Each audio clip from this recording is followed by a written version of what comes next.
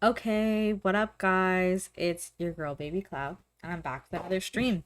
As you could see, I'm quite dressed because I have started a new role. If you've been watching me or with my streams for a little bit, you'll know that I am transitioning into a new role.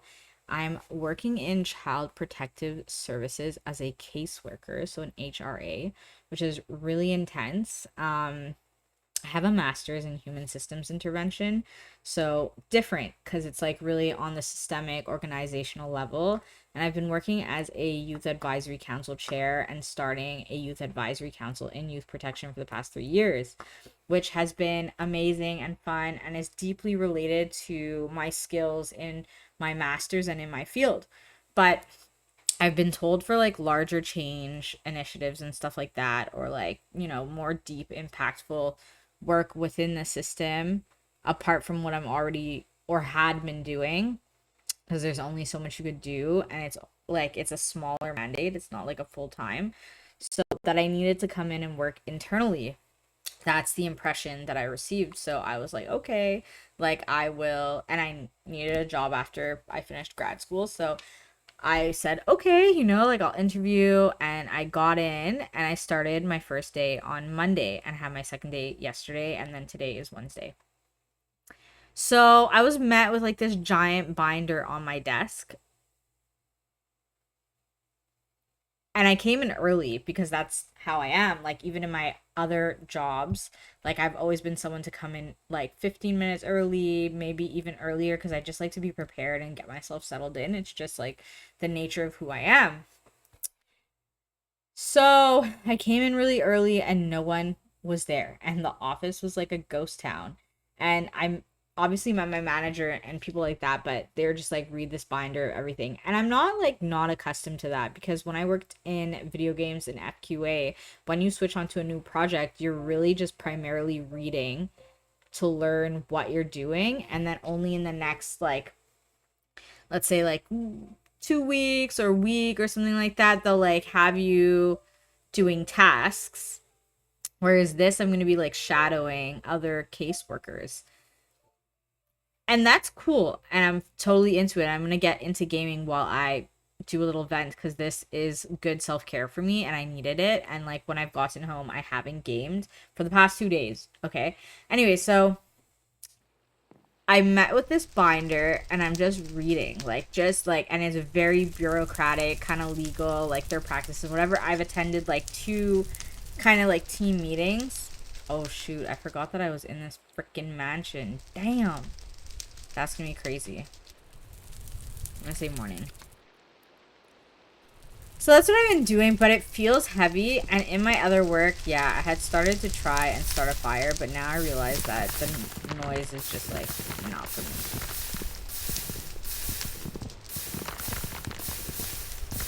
me. Let me say, how are ya? Love the name. I love the name Milk Tea. That's so sick. Anyways, so I've been reading this binder and I asked questions towards the end of the day to the manager that like I'm working with because I feel like there's value and I've been transparent and stuff. Ooh, nice. Don't even have my first. Just been looting. That's literally what I've been doing.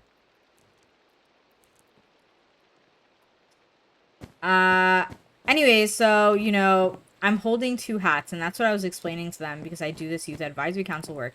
And a lot of what I'm hearing from what the kids are explaining they need in terms of a change in their services are related to their caseworkers, unfortunately. It's just like a nature of what the beast is. And so I'm listening to the caseworkers, and there's this issue of like overflow of cases and overwhelmed to the point where they have to give cases are in different departments, right? Like there are cases that are just like, so one department would be like evaluative, for example, and they just do evaluations when there's like a signaled youth or something like that. And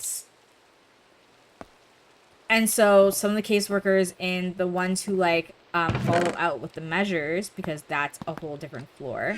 And then there's a floor just for certain ages, and a floor just for like indigenous, or like, anyways. So like there's specialized floors, and I'm hearing that in these meetings some of like the caseworkers on a specific floor will have to be taking up the work from caseworkers on like a floor that's not theirs, and they're already feeling overwhelmed with their own cases, so this is just like adds to it. And all I'm hearing constantly is like, because they have trainings as well, like to keep yourself updated and current with like, you know, practices and whatever, or like to refreshers, whatever. And they're like, what do I prioritize? My cases, which are so important, but also these trainings. And I'm hearing this, and I'm hearing the struggle in, you know, feeling overworked and overwhelmed and having all of these things to do. And this is like directly related to the other work I'm doing.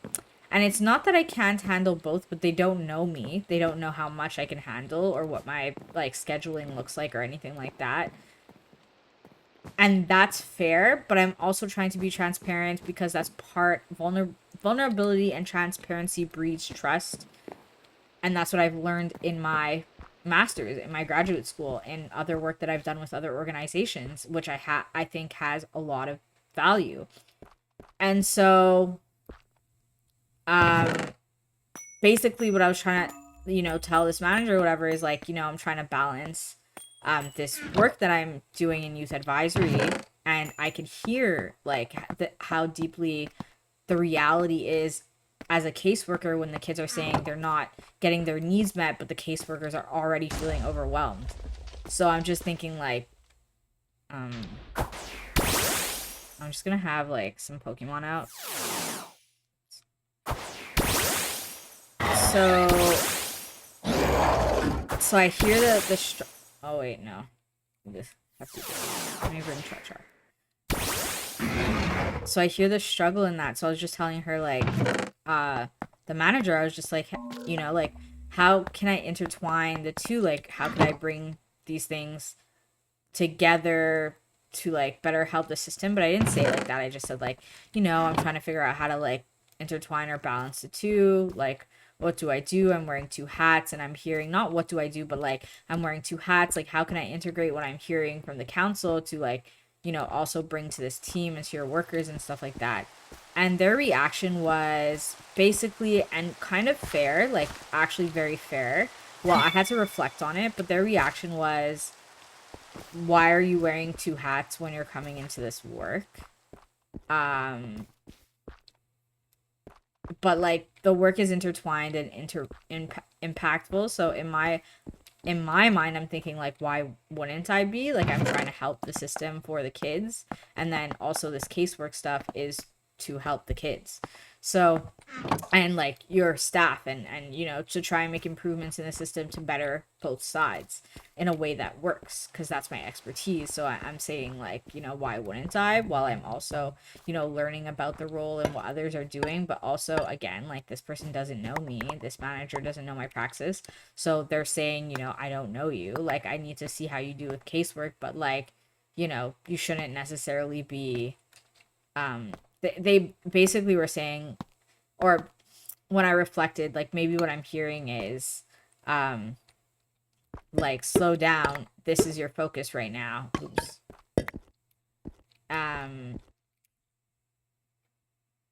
Yeah, slow down, this is your focus right now. That's what I'm hearing. And, you know, make a name for yourself, or like, I need to see how you do in your casework, so make a name for yourself in how you work before you start bringing things to, I guess, their team and table, because they don't want to hear about things. But, and, you know, part of me was like, okay, like, I hear where you're coming from, like, part of me hears where you're coming from, and maybe I should slow down, but I also am doing this transparency so you know where like I stand, what my rules are too. I might not even be able to keep the youth advisory stuff now that I'm hearing that I'm now in the system working in it, and maybe that's like a potential like conflict for you know, the fact that I'm now in the system and no longer external, and seeing it from like maybe like a objective standpoint in that light. But I feel like I have such value in this new way that I'm working so I can see the realities a little bit better and be able to help on that level. So I don't know. I'm feeling like really stressed because like I've never wanted to be a caseworker. I've always told myself that. I also don't know what the reality and what it's really like. Like maybe I'll really enjoy it. But I know that I came home and I was really upset yesterday, you know, sad, kind of crying because I was just like, well, it feels really bureaucratic and rigid. And in the work that I've always or in my work in my masters and how I've been taught is to put heart and human practices and approaches into the work you do, which is how I want to be as a worker and even a caseworker. But like you know, if I'm seeing that you're training with these very rigid systems and maybe it's like, you know, there's obviously value, like it didn't come from nowhere, but at the same time like I'm working on a side where I'm hearing how like the work that they're doing and how they're functioning is also like not working for the youth and has caused problems and it has led to like really like horrible situations with youth in the past. So I'm trying to hold these two things and hold my practice and not like get lost in their bureaucratic way of working because that's how it feels and that's how it seems. I met with a book of policies and binders or whatever, and I'm in these meetings and I'm hearing people talk about like I'm sure they care, you know, I hear that they care, but also for example, you know, the caseworkers that are set to potentially take on cases in other departments are like, I don't care about that department's like cases, I care about my cases. But in my head I'm like, well, you're a worker, like you're a caseworker intervening in families, you should care about each and every case, no matter like if it's yours, if it's someone's else, and like, you know, either way, like these people need like help, and like you are um in a place of position to like offer help and resources and stuff. Oh god.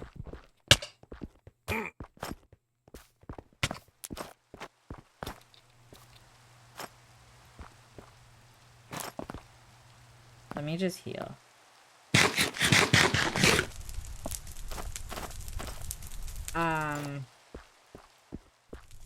Where did he go?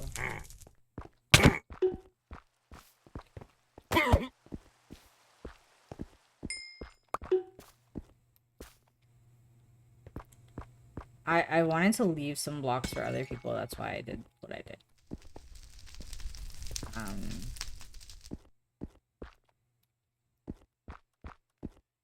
So yeah, I don't know. I'm feeling like I'm unsure if this is actually, yeah, I'm unsure if I know that this is something I want to do. I'm unsure if it'll allow me to do meaningful work in a way that I want to do to provide like some systemic change, because that's my my expertise, where I feel like empowered and whatever. And I'm hoping that working as a caseworker will not only give me the reality of what they're dealing with and how changes can be made effectively if their own practices aren't working and it's been a long-standing issue in the system. And I'm not coming in as an expert. I'm learning, I'm sucking in, like soaking in like everything I can, you know, in terms of information. But like it's also, I'm also like worried, and I'm also like really scared of what I'm already hearing and seeing, and like the overwhelm and the overload and how that trickles into not being able to provide effective care to like youth and their families. And I'm yeah, and so I just my assumption was that if I was just honest with like, I like, you know, I want to balance the two. I'm learning so much with this new manager that they would understand where I was coming from. And I'm not sure they did. And my assumption now is that they think that I can't hold the two positions. And that now they've hired me into this full-time position and I won't be able to do the job because I'm thinking about the other thing, and they are on alert. And then the other part was that they think like, they were like, well, in our next team meeting, if you're like eyes and ears listening for like this other position, you have to let people know, because some people might not be comfortable with like you bringing what they're saying on the team like back with you at the other place. And it's not that I would say anything personal, like anyone's personal this or that, like it's not like that at all. It's like I'm bringing themes back. So the theme is like wow, there's such overwhelm to the point that like you have to give workers cases from other departments because there's burnout or high turnover or overwhelm or whatever, and caseworkers are already full with like the amount of cases that they have. So, and like, yeah, I'm in a position to like look at it, but maybe they're right. Maybe I'm not going to be in a position where I could hold like both things and be able to do it all, and that's why we have like another worker, um um like a worker already in that position on like at the council representing that side of things. And so maybe this makes me biased. I don't know. I don't have all the answers either. So yeah, I guess I was just hoping that they would tell me something like, oh, like you could talk to the team sometimes or update them about what you're doing in the other place and if they have to add to it or something like that, like um yeah. I know that whoever's watching that is a gamer probably doesn't understand all of this or the realities of it, and maybe it's not even interesting for you to hear me talk about these things, but this is what I want to talk about. I want to be able to just like kind of vent on my stream, vent in a way that like I'm not, breaching confidentiality or anything like that either. Oh god, oh god.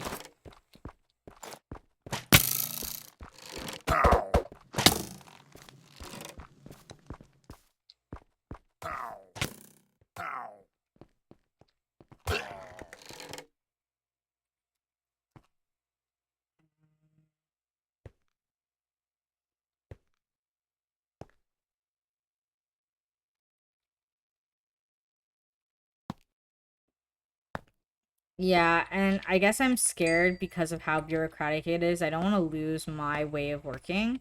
I want to be able to use it in what I do going forward into this kind of new role. I like, yeah, that's like a whole big part of it as well. Um, and I'm terrified that like that will be jeopardized or influenced. So I'm trying not to what it's called is collusion in my practice. It's when you start mimicking, mirroring the system and its issues. And I'm wondering if that's what I was feeling like last night and the day before, like how heavy the workload is and how that feels, and I'm only on the first day, and I was just trying to reflect about it, like, or I'm only on like the first 2 days and already I'm feeling overwhelmed. And part of it is because I really want to hold like the other stuff I'm doing because I think it's so meaningful and it'll provide better services to the kids, and I'm in a situation where I'm like directly seeing it and able to like influence that, and that's what I want to do. I want to like make sure the kids are in the best practice. And the reason why I'm so tied to this and embedded in it and have been is because I was a kid in the system myself. So and I worked really hard to get where I am and to be able to do like a master's and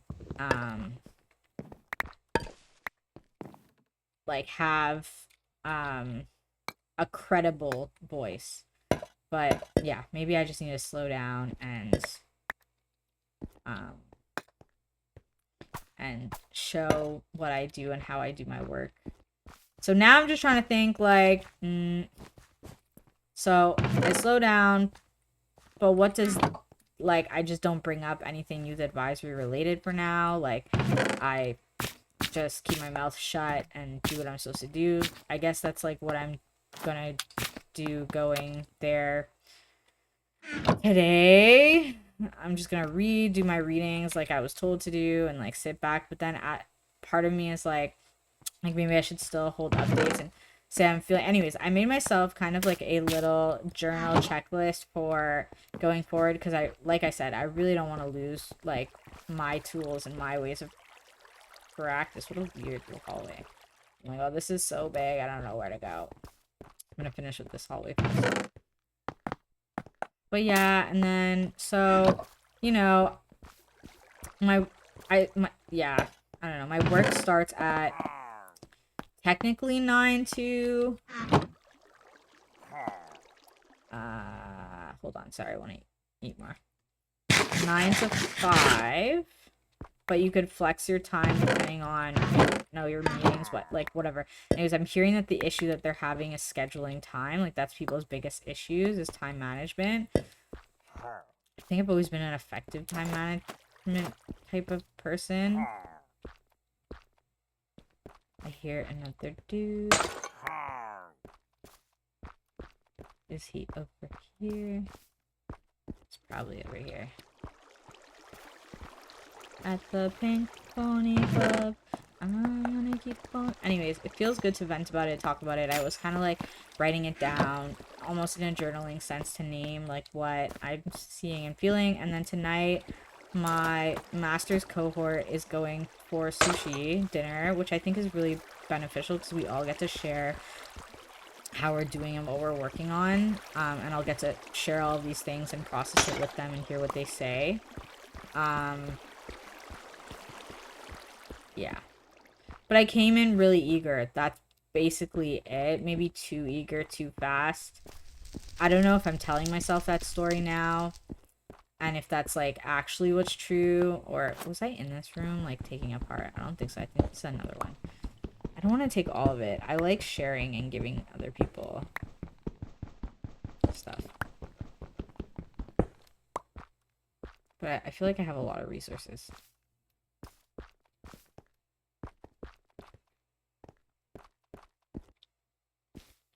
I'm gonna keep on dancing at the Pink Pony Club. Oh my god, Evie doll.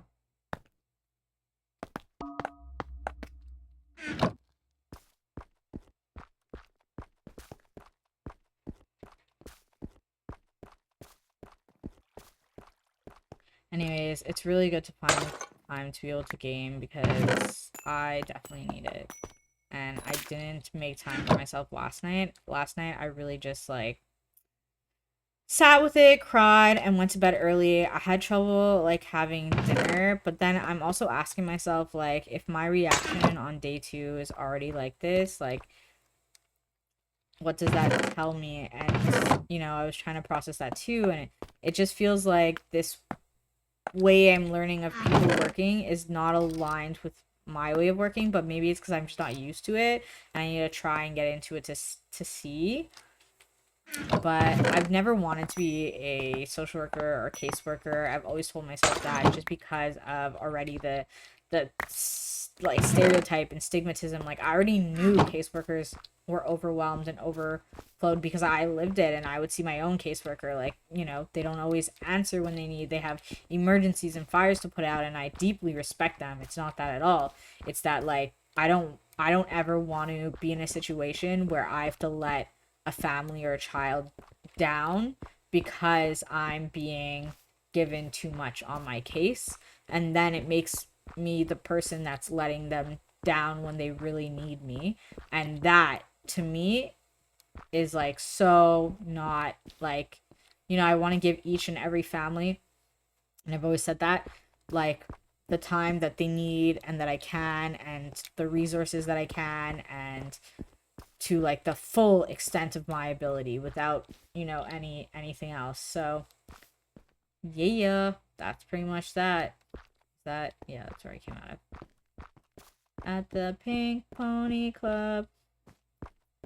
Alright, so about time for me to skedaddle, even though I'm freaking out inside mentally. Freaking out. Server was gonna start anyways, but restart. Anyways, I will leave it there for now. And thank you guys so much for watching and listening. And hopefully I will keep updating from here. And, maybe my friends will watch it from here or whatever and see how I'm doing. But yeah, I was trying to, like, figure out, was I wrong in, like, being transparent with my manager about my 2 hats, and them feeding back, like, oh, well, why are you wearing 2 hats, like, in this job? And my immediate reaction was, why wouldn't I be? And, like, why wouldn't you want me if I'm in this, like, great influential position? And yeah, so that's it. I'll see you guys later. Have a great day. Au revoir.